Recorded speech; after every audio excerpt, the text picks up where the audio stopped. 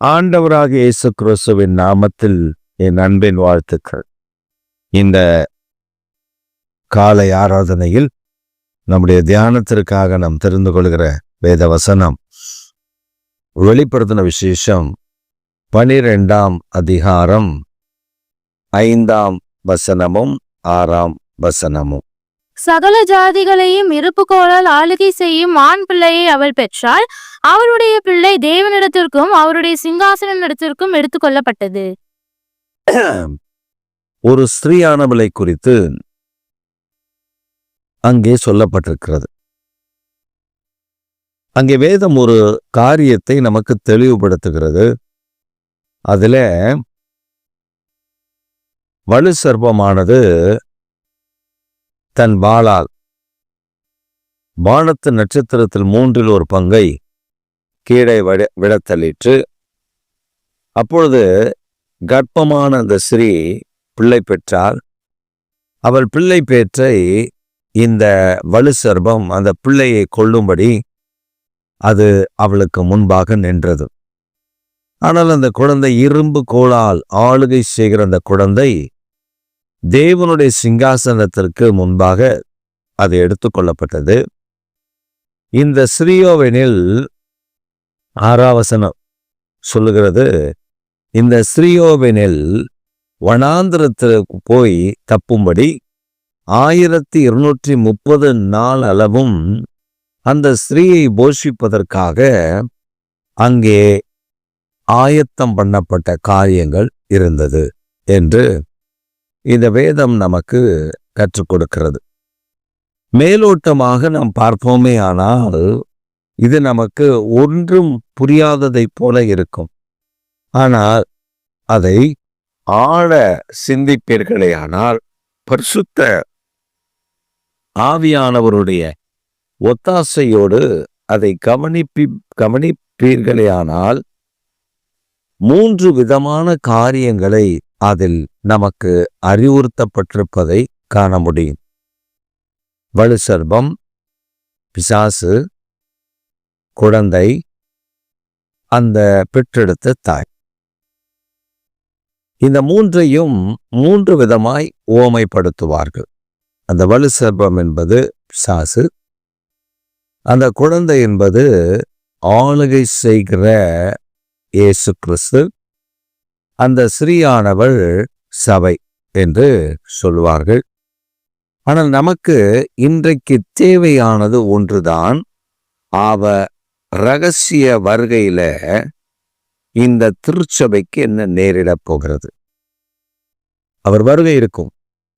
அவர் இரகசியமாய் திருச்சபைக்கு வரும்பொழுது அங்கே சில சம்பவங்கள் நடக்கும். இதைத்தான் இந்த வேதம் பகுதி நமக்கு மிக தெளிவாக கற்றுக் கொடுக்க விரும்புகிறது. காரணம், இந்த தேவனாகிய கர்த்தர் திருச்சபையை எடுத்துக்கொள்ளப்படும் நாள் வருகிறது அதிசீக்கிரத்தில். அதற்கான சாத்தியக்கூறுகள் நடந்து கொண்டிருக்கிறது. உங்களை பயப்படுத்துவதற்காகவோ அல்லது திகிலடைவதற்காகவோ நான் இதை பிரசங்கிக்கவில்லை. மாறாக அடையாளங்கள் தோன்ற ஆரம்பித்து விட்டது. We are in last days சொல்லுவதை விட last minutes. அந்த கடைசி காலகட்டத்தில் நாம் இருக்கிறோம். இப்ப நீங்க உலகத்தில் நடக்கிற சம்பவங்களை when you compare this, அதை நீங்கள் உற்று கவனிப்பீர்களேயானால் அதுல சில விஷயங்களை நீங்கள் புரிந்து கொள்ள முடியும். சகரியாவின் புஸ்தகம் 12ஆம் அதிகாரம் 1 கீழுள்ள வசனங்களை வாசிப்பீர்களேயானால் அங்கே எருசலேமுக்கு நேரிடப் போகிற காரியங்கள் சொல்லப்பட்டிருக்கிறது. அது மட்டுமல்ல, எசேக்கியேலின் புஸ்தகம் 38ஆம் அதிகாரத்தில் வாசிப்பீர்களேயானால் எருசலேமுக்கு விரோதமாய் யார் யுத்தத்தில் கூடி வருவார்கள்? இந்த கோகு தான் கூடி வருமா? கோகு அதுல கூடி வருவா என்று சொல்லப்பட்டிருக்கிறது. அப்ப இப்ப என்ன நடக்க வேண்டும் என்றால், தேவனுடைய வருகை ஒரு பக்கத்தில் ஆயத்தப்பட்டவர்களை கொண்டு போவதற்கு அது ஆயத்தப்பட்டு கொண்டிருக்கிறது. இதைதான் எசேக்கியேல் 38 சொல்லப்பட்டிருக்கிறது, ஆயத்தப்படும் மற்றவர்களை நீ ஆயத்தப்படுத்து என்று. ஆனால் இந்த எசேக்கியேல்ல சொல்லும் பொழுது 3 விதமான காரியங்களை அங்கேயும் பார்க்கலாம். என்ன காரியங்களை பார்க்கலாம்? சகரியாவில 12ஆம் அதிகாரம் 1 கீழுள்ள வசனங்களை வாசிக்கும் பொழுது அங்கேயும் ஒரு 3 விதமான காரியங்களை நாம் பார்க்க முடியும். என்னடா 3 வருது அப்படின்னு யோசிக்கிறீங்களா? அப்படிதான் அந்த பகுதிகள் அப்படிதான் இருக்கு. எசேக்கியேல்ல சொல்லும் பொழுது கோகு அவன் கூடிக்கொள்ளுவான், அவன் கோகு அவனை துருடு போட்டு கர்த்தர் அவனை கொண்டு வந்து அவனோடு கூட பல ஜாதிகள் பெர்சியா இணைந்து கொள்ளும். பெர்சியா என்றால் ஈரான் இணைந்து கொள்ளும். கோகு என்றால் ரஷ்யா, ரஷ்யா இணைந்து கொள்ளும். ரஷ்யாவுக்கும் ஈராக்குக்கும் ஈரானுக்கும் இப்பொழுது நல்ல உறவு ஏற்பட்டிருக்கிறது. அதனால் ஈரானுக்கு ஒன்றால் ரஷ்யா நாங்கள் வருவோம் என்று துடிக்கிறது. அது வரும். இப்ப இவங்க வந்தால் எதற்கு வருவார்கள் என்றால், எருசலேம்ல இருக்கக்கூடிய அந்த டெம்பிள் மவுண்ட் என்று சொல்லப்படுகிற இடத்தில் ஏற்கனவே ஆண்டவர் அதை இஸ்ரவேலுக்கு முன்குறித்து கொடுத்த ஒரு மலை, மோரியா தேசத்தில் இருக்கக்கூடிய ஒரு குறிக்கப்பட்ட மலை. இதை ஆதியாகமத்தில் நாம் 22ஆம் அதிகாரத்தில் வாசிக்க முடியும். ஆதியாகமம் 22ஆம் அதிகாரத்தை நீங்கள் வாசித்தால் கர்த்தர் ஆபிரகாம் இடத்துல சொல்லுகிறார், ஆபிரகாமே, உன் ஏகசுதனை கூட்டிக் கொண்டு போய் அவனை சர்வாங்க தகன பலியாக எனக்கு ஒப்புக்கொடு. எங்கன்னா நீ மோரியா தேசத்துக்கு போய் மோரியா தேசத்தில் நான் உனக்கு காண்பிக்கிற மலையில் அவனை பலி செலுத்து. இவன் போனார். ஆண்டவர் ஒரு மலையை குறித்தார். அந்த மலையின் மேல் ஏறி போய் ஒரு பலிபீடத்தை கட்டி ஈசாக்கை கொலை செய்ய அவன் முற்பட்ட பொழுது கர்த்தர் அதை தடுத்து அந்த இடத்தில் ஒரு ஆட்டுக்கடாவை அவனுக்கு காண்பித்து அதை கொண்டு வந்து பலி செலுத்தினான் என்று வேதம் நமக்கு தெளிவுபடுத்துகிறார். அதே மலைதான் எபூசியனான ஓர்னான். எபூசியனான ஓர்னானுடைய களத்துல அந்த சங்கார தூதன் நின்ற பொழுது தாவீது அந்த ஓர்னான் களத்தை விலை கொடுத்து வாங்குகிறார். அந்த மலையை விலை கொடுத்து வாங்கி அதுல ஒரு பலிபீடத்தை கட்டி அந்த பலிபீடத்தில் அந்த பனிமுட்டுக்களை வைத்தே பலி செலுத்தி தேவனுடைய கோபம் ஆறும்படி செய்ய அந்த இடத்தில் அவன் தீர்மானித்தான்.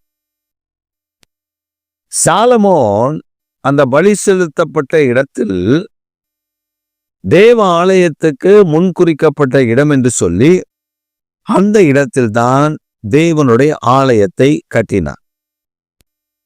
இப்ப நீங்க பாத்தீங்கன்னா முதலாவது மோசே ஆபிரகாம், இரண்டாவது தாவீது, மூன்றாவது அதில் தேவாலயம், முதல் தேவாலயம் கட்டப்பட்டது.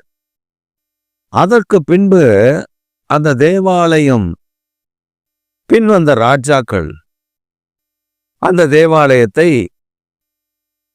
இடிந்த தேவாலயத்தை சகரியாவும் யோசுவாவும் செருபாபேலும் பின் வந்த காலங்களில் அவர்கள் அதை கட்டினார்கள். அதற்கு பின்பு நீரோ மன்னன் இடித்து போட்ட பின்பு தேவாலயமே இல்லை. இப்ப அங்க மசூதி இருக்கிறது. இப்ப அந்த மசூதி இடிக்கப்பட வேண்டும். அது இஸ்ரவேலுக்கு முப்பாட்டனாகிய தாவீது வாங்கின நிலம். நிறைய பேர் சொல்லுவாங்க அது எப்படி அப்படின்னு. தன் தாவீது வாங்கின நிலத்தை இவ்வளவு காலம் அவர்கள் அகதியாக தெரிந்து இப்பொழுது அவர்கள் தங்கள் சொந்த சுயதேசத்திற்கு கொண்டு வருவேன் என்று சகரியா 12, 5, 6, 7 வசனங்கள் தெளிவுபடுத்துகிறது. அதனால் அவர்களை கொண்டு வரும் பொழுது எல்லா ஜாதிகளும் ஒன்று கூடுகிறார்கள். இப்பொழுது நடக்கிற சம்பவத்தை பார்த்தால் எல்லா தேசமும் ஒன்று கூடியிருக்கிறது.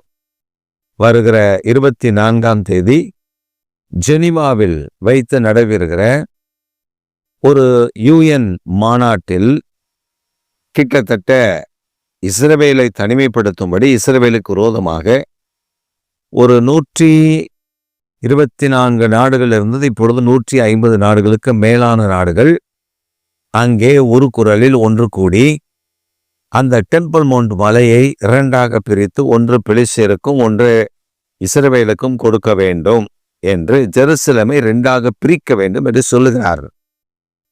அது நடக்காத ஒன்று.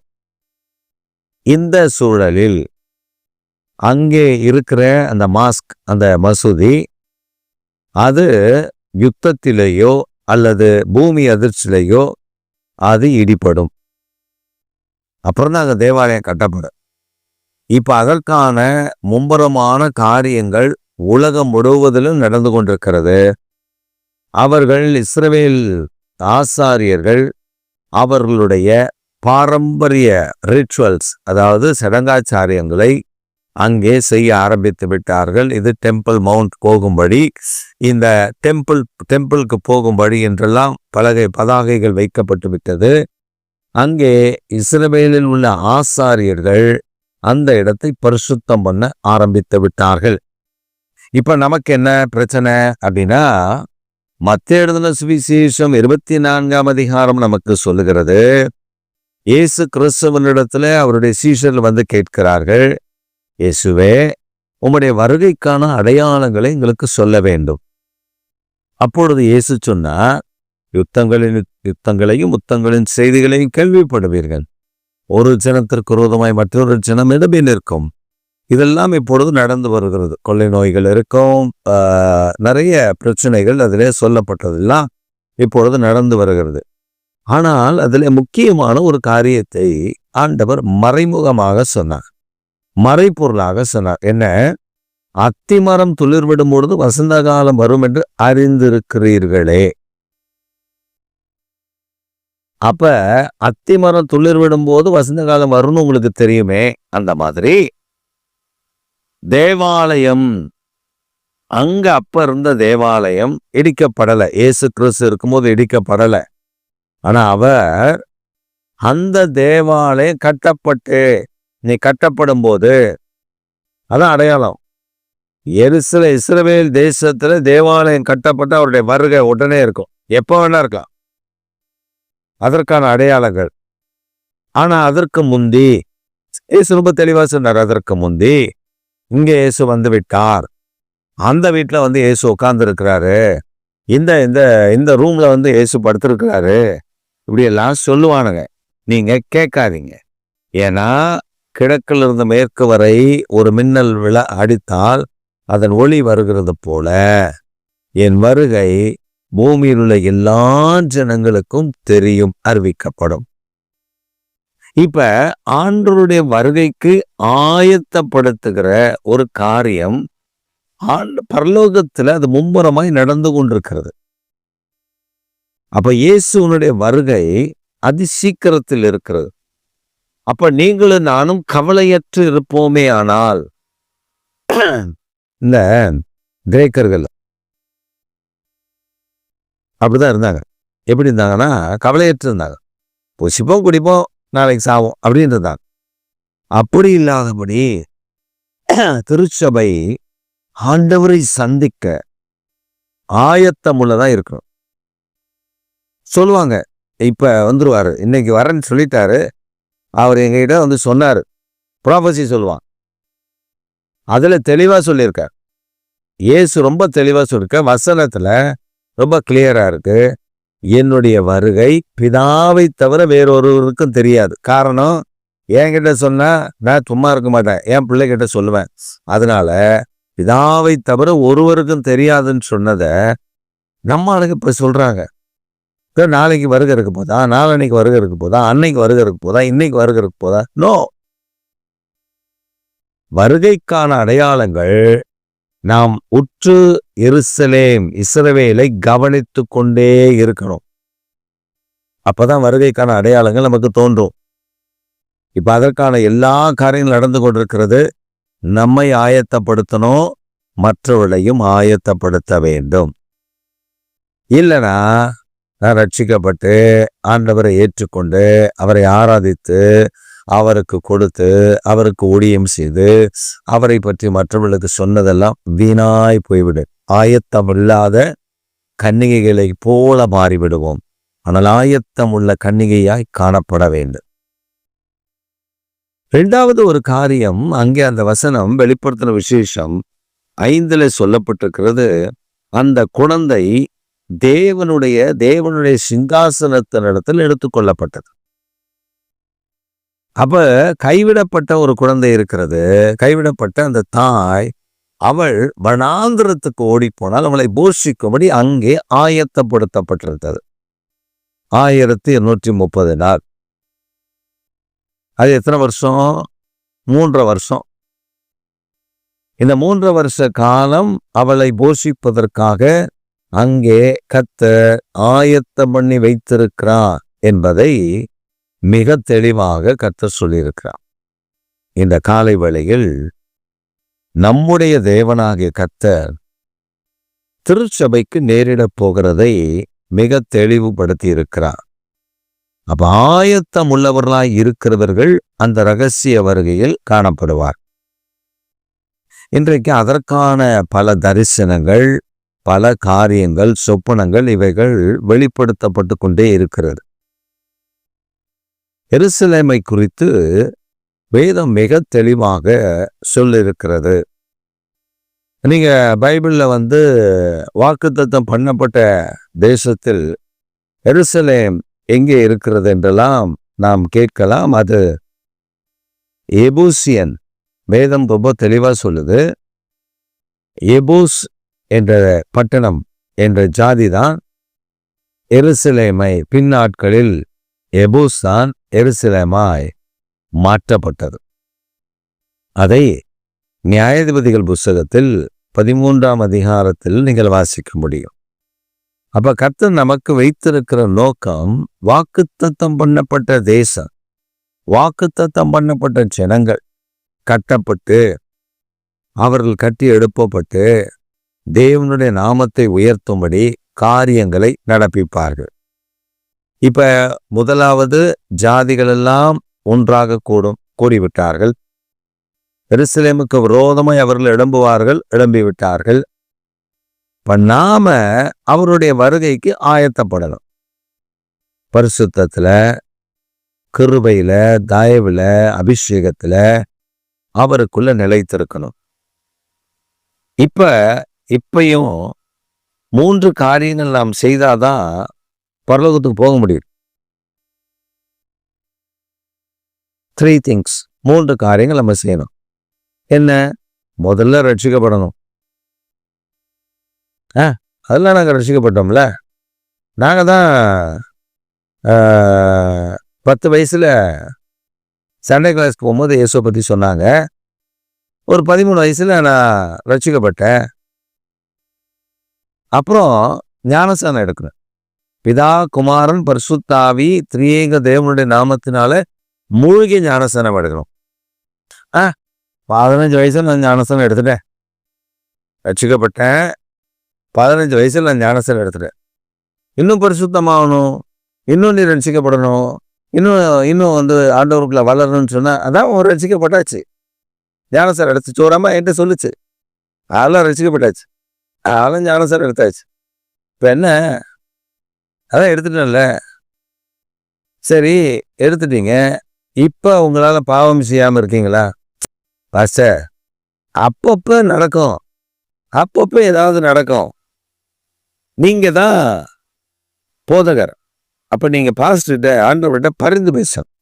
என்ன சொல்லணும்? இதை நம்ம பிள்ளைதான், அப்படி இப்படி இருப்பா. ரட்சிக்கப்பட்ட ஆண்டவரை ஞானஸ்நானம் எடுத்துட்டா அப்படி கொஞ்சம் அப்படி இப்படி இருப்பா. என்ன, ஒரு கோட்டை அடிப்பா, அப்படி இப்படி இருப்பா. அவன் நம்ம பிள்ளைதான், நீங்கள் கண்டுக்காதீங்க.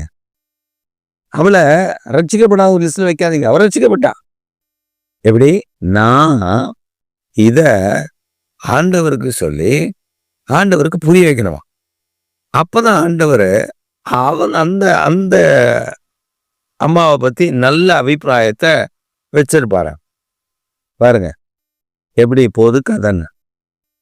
அதனால நீங்க இப்படி யாராவது இந்த மாதிரி குரூக்கட் மைண்ட்ல இருப்பீர்களே ஆனால் அந்த ஆட்கள் கண்டிப்பா நீங்க மனம் திரும்பணும். முதல்ல ரட்சிக்கப்படணும். பிதா குமாரன் பரிசுத்தாவி திரியேக தேவனுடைய நாமத்துல ஞானஸ்நானம் எடுக்கணும். மூணாவது பரிசுத்த ஆவியானவருடைய அபிஷேகத்தை பெற்றிருக்கணும். ரட்சிக்கப்பட்டுட்டேன், ஞானஸ்நானம் எடுத்துட்டேன், அபிஷேகம் பெறல, போக முடியாது. ஏன் போக முடியாது? நீங்க எப்படி போக முடியாதுன்னு சொல்றீங்க? வசனம் சொல்லுது, ஒருவன் ஆவியினாலும் ஜலத்தினாலும் பிறவாவிட்டால் தேவனுடைய ராஜ்யத்துக்குள்ள போக முடியாது. நான் இயேசு சொல்லியிருக்கேன், நான் சொல்ல. ஒருவன் ஜலத்தினாலும் ஆவியினாலும் பிறக்கணும், அக்கினியினாலும் பிறக்கணும். அப்பதான் அவன் மோட்சத்துக்கு பிதாமரிடத்திற்கு சேர முடியும் என்று கர்த்தர் வாக்கு பண்ணி இருக்கிறார். அப்ப இந்த செய்தியை கேட்கிற நீங்கள் ரட்சிக்கப்படலைன்னா, இயேசுவே ஆண்டவர், அவர்தான் என் பாவத்துக்காக மரித்து 3ஆம் நாள் உயிரோடு கூட எழுப்பினார் என்று நான் விசுவாசிக்கிறேன். விசுவாசித்து இயேசு என் பாவத்துக்காக மரித்தார் என்று அறிக்கையிட்டா ரட்சிக்கப்படுவோம். அப்புறம் ஆவிக்குரிய சபையில பிதா குமாரன் பரிசுத்தாவி திரியேக தேவனுடைய நாமத்தினால முழுகி ஞானஸ்நானம் எடுக்கணும். தண்ணிக்குள்ள முழுகி எழும்பணும். ஏன்னா தண்ணி விதைக்கு மேல தண்ணி தெளிச்சாலும் முளைக்கும், நீடித்த நாள் இருக்காது, அழுகி செத்து போயிடும். ஆனா ஒரு விதைய நல்லா நிலத்துல ஊன்றி தண்ணீர் தெளித்து ஊற்றி அந்த தண்ணீரில் அந்த நிலத்துல அந்த விதைய ஊற வச்சு ஊன்றுவாங்க, விதைப்பாங்க. இந்த நெல்லெல்லாம் நல்லா தண்ணியில ஊற வச்சு அதை கொண்டு போய் விதைப்பாங்க. விதைச்சா அது மண்ணுக்குள்ள போய் பதிஞ்ச உடனே அது முளைக்க ஆரம்பிக்கும். அதான் சொல்லப்படுது, விதை செத்தது ஆனால் அதிக பலன் கொடுக்கும். அப்ப என்னன்னா, நம்ம தண்ணீர்ல முழுகும் போது பாவத்துக்கு மறிக்கிறோம், தண்ணீர்ல இருந்து வெளியே வரும்பொழுது நீதிக்கு பிழைக்கிறோம். இதான் அதனுடைய தாரக மந்திரம். கீழே தண்ணிக்குள்ள முங்கும் போது மறிக்கிறோம், வெளியே வரும்போது உயிர் தெழுந்த அனுபவம், நீதிக்கு பிழைக்கிறோம். இது ஆண்டவர் நம்மை அப்படி மாற்ற விரும்புகிறார். அபிஷேகம், பரிசுத்த ஆவியானுடைய அபிஷேகத்தை பெற்றுக்கொள்ளணும். இந்த செய்தியை கேட்கிற நீங்கள் இதில் ஏதாகிலும் ஒன்று கூட இல்லை என்றால் மோட்ச வாழ்க்கை மறந்து விடுங்கள். மறுபடியும் சொல்றேன், இது உங்களை பயப்படுத்துவதற்கல்ல. இதை செய்தால் மோட்சத்திற்கு போக முடியும், அதற்கான வாசல் திறக்கப்படும் என்று வேதம் நமக்கு கற்றுக் கொடுக்கிறேன். இதை நாம் சரியாக செய்தால் தேவனுடைய பிள்ளைகளாய், தேவனுடைய ஜனங்களாய் ஆசீர்வதிக்கப்படுவோம். கண்களை மூடி ஜெபம் பண்ணுவோம். எங்கள் சர்வ வல்லமுள்ள தேவனே, எங்களை தேப்பினாவே, உம்முடைய குமாரனாக இயேசு கிறிஸ்துவின் நாமத்தில் உம்முடைய பாதத்தில் வருகிறோம். இப்பொழுதும் உம்முடைய வருகைக்கான அடையாளங்கள், ஆயத்தங்கள், இதை லேசாக நாங்கள் தியானித்திருக்கிறோம். இன்னும் வருகிற நாட்களில் அதை குறித்து ஆழமாய் தியானிக்க கர்த்தர் கிருபையும் தயவும் பலத்தையும் தாங்க. ஜனங்கள் உம்முடைய வருகைக்கான ஆயத்தப்படுவதில் அவர்கள் முன்னேற கர்த்தர் கிருபைதான். நாமத்தை உயர்த்துங்க, பேரை பெருமைப்படுத்துங்க, பெரிய காரியங்களை செய்யுங்க. இயேசு கிறிஸ்துவின் நாமத்தில் ஜெபிக்கிறோம் ஜீவனுள்ள நல்ல பிதாவே, ஆமென். என் ஆத்துமாவே கர்த்தரை ஸ்தோத்திரி, என் முழு உள்ளமே அவருடைய பரிசுத்தமுள்ள நாமத்தை ஸ்தோத்திரி. என் ஆத்துமாவே கர்த்தரை ஸ்தோத்திரி, கர்த்தர் செய்த சகல உபகாரங்களையும் மறவாதே. ஆமென்.